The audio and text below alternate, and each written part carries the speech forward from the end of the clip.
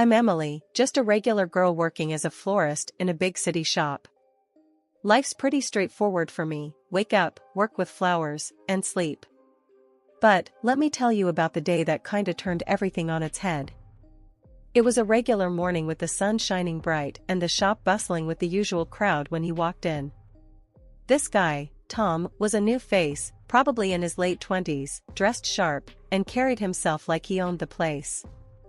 He walked straight up to me with a confident stride. "Hey, I need a bouquet, something real special," Tom said, scanning the store but keeping a casual tone. I put together a mix of vibrant roses, delicate lilies, and some exotic orchids, making sure every stem was perfect. Handing over the bouquet, I couldn't help but add, "Whoever's getting this is super lucky. You sure know how to pick 'em." He chuckled, a bit of a smirk playing on his lips. "Oh, it's not for a lady friend, if that's what you're thinking. It's for my mom. Her birthday."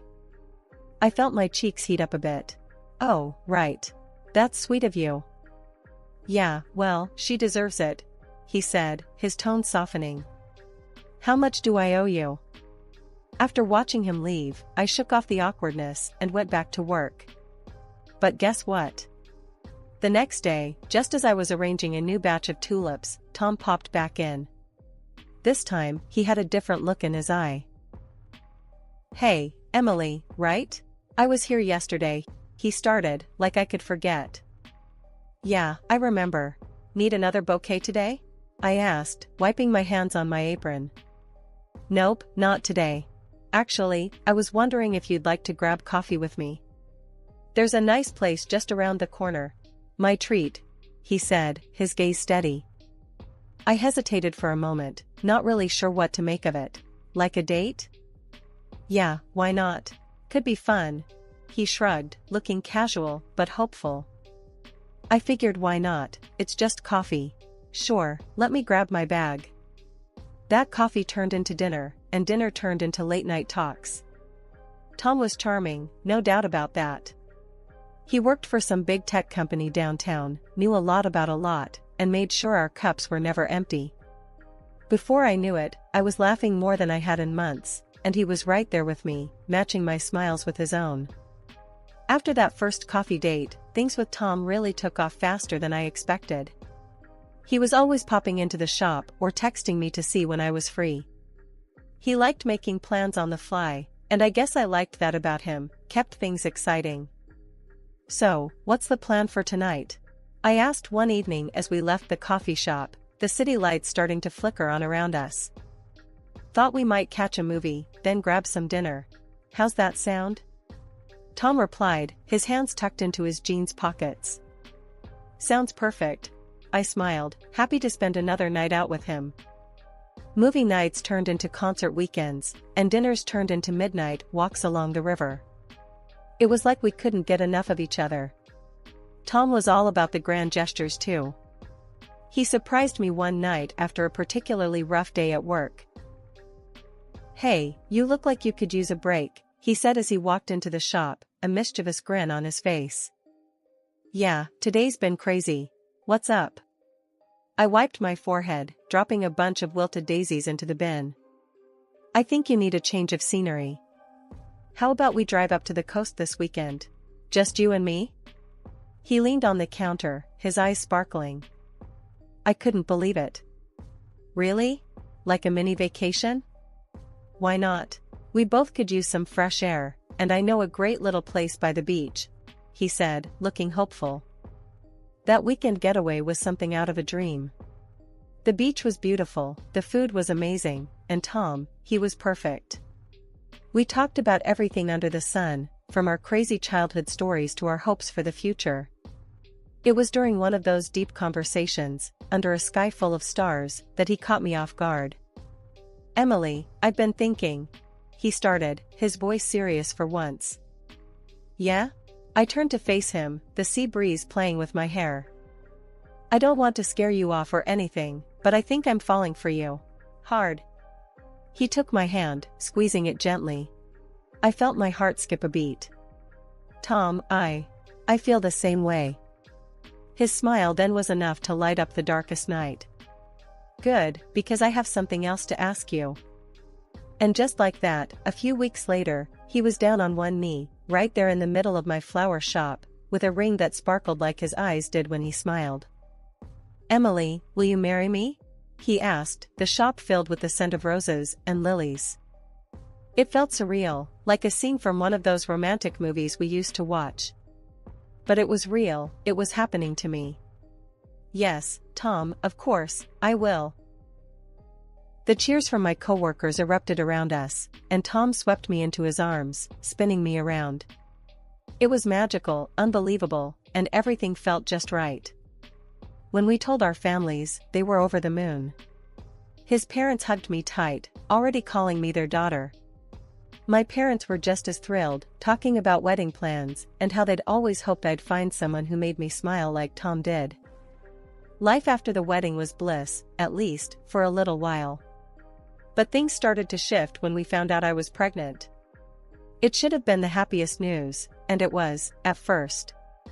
Both our families were ecstatic, showering us with congratulations and gifts. But the reality of pregnancy hit me like a truck, and not in a good way. I started getting sick a lot. And I mean a lot.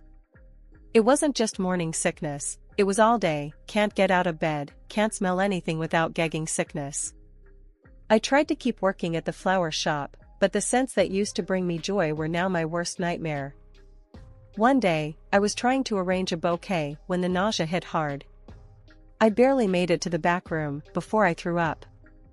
The decision to go on unpaid maternity leave wasn't easy. I knew it put us in a tight spot financially, but I had hoped Tom would understand. Turned out, I was half right.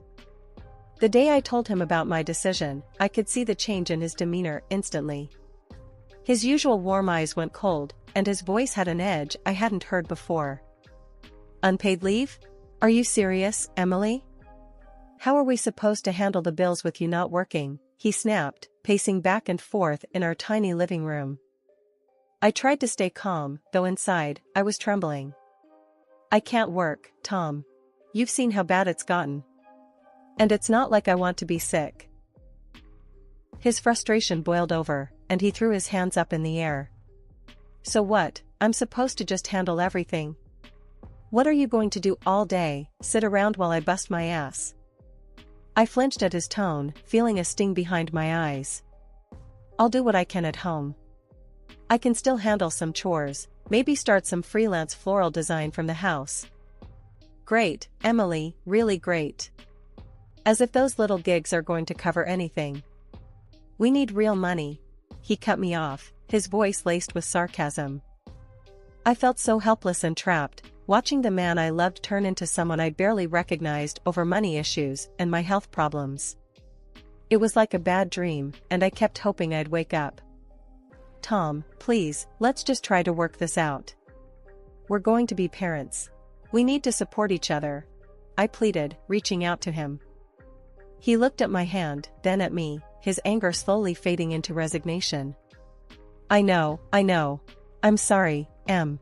I'm just stressed, that's all." But the apologies didn't change the situation. The days were long, filled with discomfort and loneliness, as Tom buried himself in work, leaving me to deal with the pregnancy and the house as best as I could. As the weeks passed, my pregnancy only got tougher, and the chasm between Tom and me widened. My days blended into a continuous loop of discomfort and failed attempts at normalcy.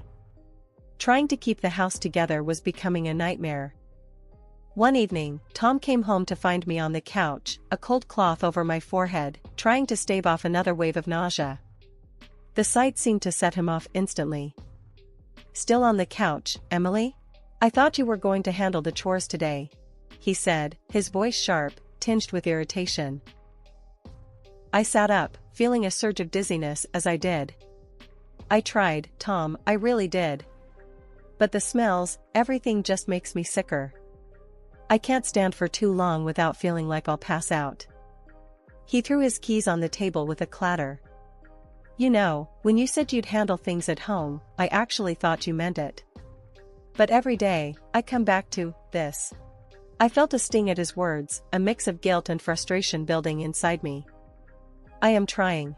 But doing the dishes, cooking, it all just makes me feel worse. I can't help it, Tom. Well, maybe you need to try harder. We can't live like this, Emily.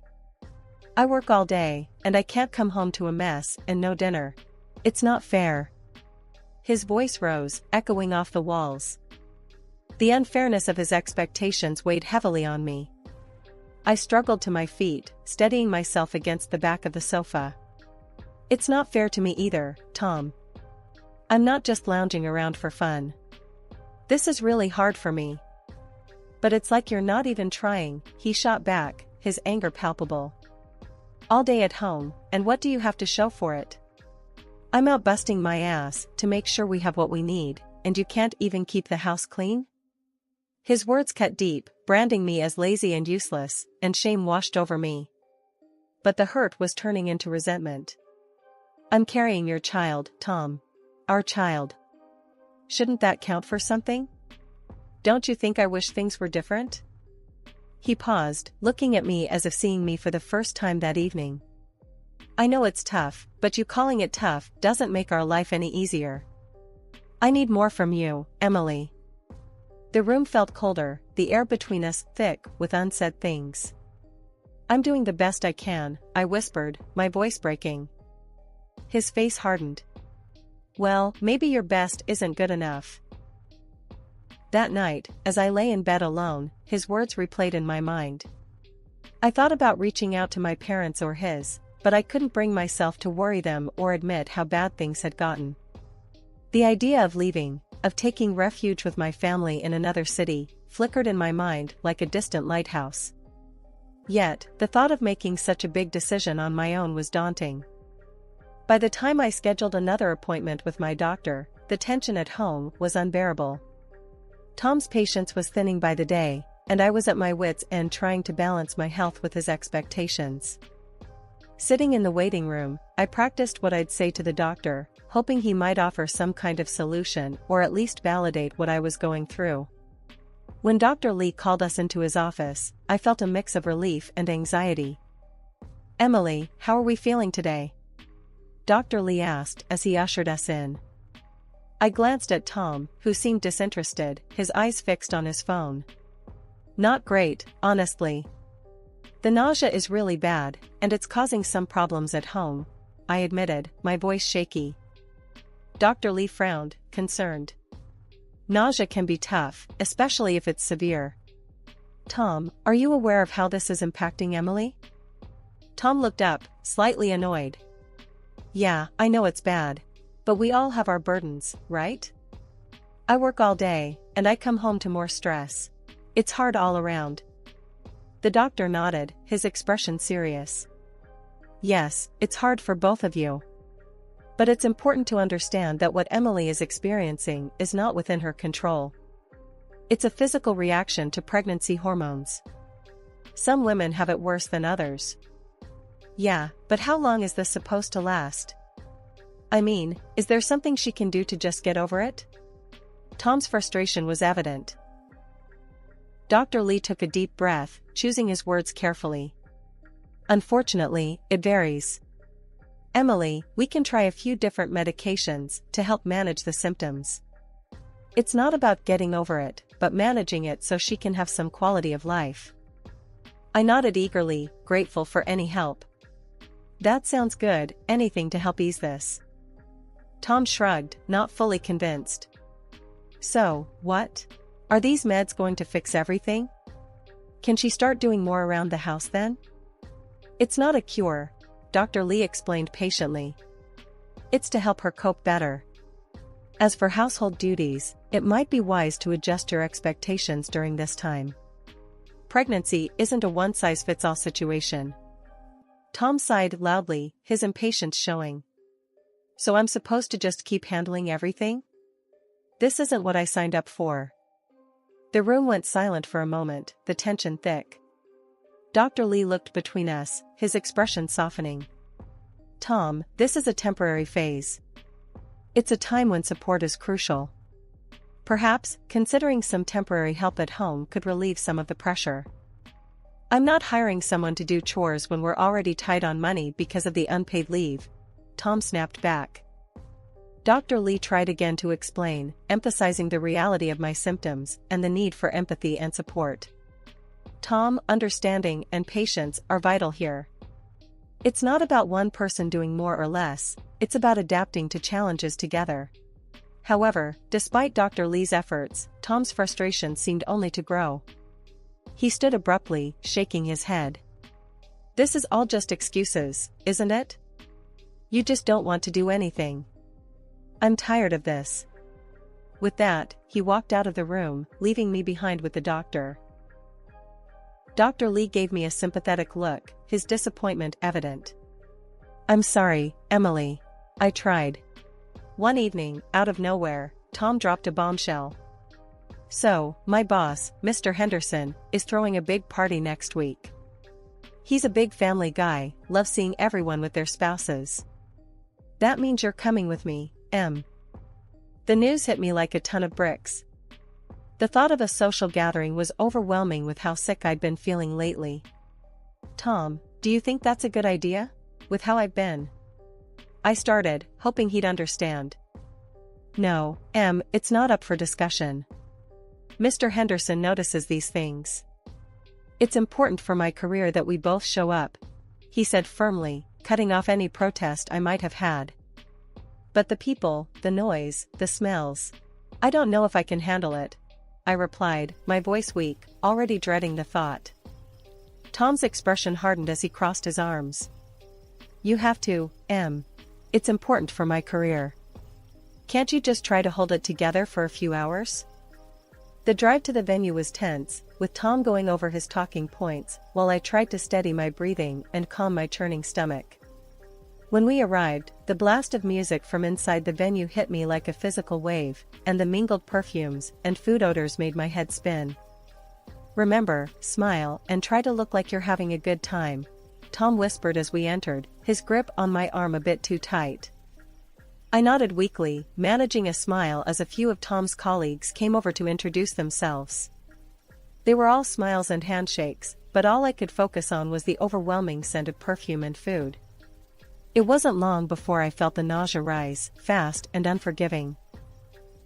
Tom, I need to step outside for a bit, I murmured after a particularly strong wave of nausea hit me. Not now, Emily, he hissed, barely looking at me. Just hold on until after dinner, please. Trying to blend into the background, I sipped on some water, hoping to settle my stomach. But it was no use. Halfway through the dinner, I could feel a cold sweat break out over my forehead, and I knew I couldn't hold back any longer. I stood abruptly, my chair scraping loudly against the floor. Tom, I need to go. Now, I said, my voice urgent. Tom looked at me, frustration and embarrassment coloring his features. Can't you see I'm in the middle of something here? He snapped quietly, his teeth clenched. I'm going to be sick, I whispered, feeling the room spin as people turned to look. Without waiting for him, I rushed toward the bathroom, but didn't make it. Right there, in front of all those people, my body gave up, and I was violently sick. The room went silent, save for the horrible sound of my embarrassment. When I finally stopped and looked up, tears of humiliation stinging my eyes, Tom was by my side, but his look was not one of concern. You just had to make a scene, huh? He muttered, helping me up not out of kindness, but to get me out of sight. He grabbed my arm, his grip tight and painful, and dragged me into the corridor. Look what you've done. You're a pretender, Emily. Always making excuses, he yelled, his face inches from mine. I tried to pull away, feeling overwhelmed and scared. Tom, please, I'm really sick. Enough. I'm sick of your excuses. Get out of here on your own. I'm done dealing with this tonight, he shouted. He shoved me towards the exit, pushing me several times as I stumbled. Finally, he threw me into the hallway and stormed off. I leaned against the wall, gasping for air, my body weak from nausea and my heart breaking from his cruelty. Leaning against the wall of the corridor, I felt utterly humiliated and abandoned. My tears were just starting to dry when I heard footsteps approaching. An elderly man, whom I hadn't noticed before, came up to me, his expression concerned. I heard some yelling. "What happened here?" he asked in a stern but caring voice. I couldn't hold it in anymore. The tears started again, and I found myself pouring out everything. My husband, he just doesn't understand. He thinks I'm pretending to be sick because of the pregnancy. He left me here after I got sick in front of everyone. The man's face turned sharply stern as he listened. "What's your husband's last name?" he asked with an intensity that made me shiver. "Morris, Tom Morris," I managed to say through sobs. His demeanor softened a bit as he nodded, understanding the situation better. "Come with me," he said gently, leading me to a quieter part of the venue, away from the noise and the overwhelming smells. He found an empty table, pulled out a chair for me, and handed me a glass of cool water. Sitting there, sipping water, helped me calm down a bit. The man remained with me, ensuring I was all right. Soon, the solemn part of the party began, and he excused himself saying he had to take the stage. I watched as he walked up, and to my shock, the crowd erupted into applause. The man, now at the podium, started praising his employees for their commitment to family values. Then, his tone changed, and he started talking about respect for one's spouse. "There is a man here," he said, turning to look directly at Tom, "who has failed to show the respect and support a husband should to his wife." Tom's face went pale as he was called up to the stage. I watched, frozen, as Tom walked up to join the man, the same man who had just helped me. "My wife and I have 4 children," the man continued, his voice stern and loud enough for everyone to hear. "And I understand how different each pregnancy can be.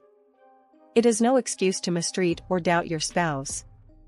Tom tried to defend himself, stammering about how it was all a misunderstanding, how he thought I was just avoiding responsibilities. The murmurs in the hall grew loud, filled with disbelief and disapproval. The man on the stage, who I now understood was Mr. Henderson, Tom's boss, responded firmly, "That is no way to treat anyone, especially not your pregnant wife." His next words dropped like a hammer. "Tom Morris, you are no longer employed at this company. We respect family values here, something you've clearly forgotten." After the party, Mr. Henderson drove me back to my house. He made sure Tom wouldn't cause any trouble while I packed up my belongings. It was surreal, gathering my life into boxes with Tom's boss watching over things, ensuring everything stayed civil.